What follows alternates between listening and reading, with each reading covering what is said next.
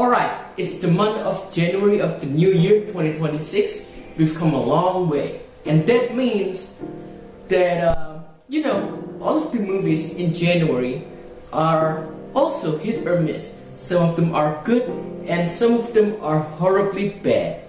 And the first film that I want to review for this year is Primate. This is a new slasher film directed by Johannes Roberts, the director that brought you the most recent Resident Evil movie, which was awful. And then there is the 47 meters down, the movie with the sharks and all the things. So, jumping into this film, I had no expectations whatsoever, because the premise is just too simple. There is this group of teenagers, they're on a holiday in Hawaii, and there's some crazy chimpanzee hunting them down. And the movie also only takes place in one location, a huge mansion. Yeah, based on the premise, you have seen this movie a lot of times from different slasher movies. And those other movies did it way better. Because man, watching this film was miserable. Alright? I only watched this film because I couldn't find any other film to review to kickstart the year. So I had to watch something, and man, going through this film was not an easy task. Now, because there are a lot of bad stuff going on with this film, I really want to mention a couple of positive points. And one of them is the chimpanzee. Alright, I know that the budget of this film is quite low, and I do appreciate that they decided to go on the animatronics style for the chimpanzee, because I could not have imagined if they did the chimpanzee purely on CG. I feel that would really, look really bad. It would really suck, because the budget that they have here is just, not that kind of a movie. It's a small budget film, and the chimpanzee here done with the animatronics, I felt, that was the best route they could go, because the chimpanzee looks great.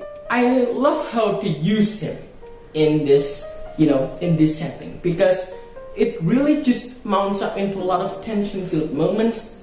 Even though there are also some stupid stuff peppering in every scene, like, for example, there are two characters being hunted by this chimpanzee, right? And then they need to hide on the closet, right? And for some reason, there's always these cliche things like a ringtone of a phone and television suddenly turning on that just distracts the monkey and lets them leave. And also the fact that when they are leaving, when they're sneaking past the chimpanzee, they really do have a lot of moments that they could strike it down. But what did they do? Nothing. They just run away scared, and that's it. And this scenario happens a lot in this film. It also doesn't help that the characters in the movie are mostly stupid. They do have a lot of, a glimmer of chance to strike this thing down, but they won't. They just strike it once and then they leave. They run. Now, that is the pet peeve that I have with these kinds of small budgeted slasher movies. Because when you take it down, just finish the thing, alright? You know why they didn't do it? Well, because if they did finish the chimpanzee or whatever, the slasher, the movie would be over too soon. And they need to just drag things out with a lot of dumb characters peppering in, because the characters in this movie are also dumb. They constantly make stupid decisions. They hide under a pool, right? Below the pool, and above them there's this chimpanzee, right? They just hide there all the time, and doing doing nothing, alright, except from running from this chimpanzee. Also, the moment where they jump into the pool, I realized something.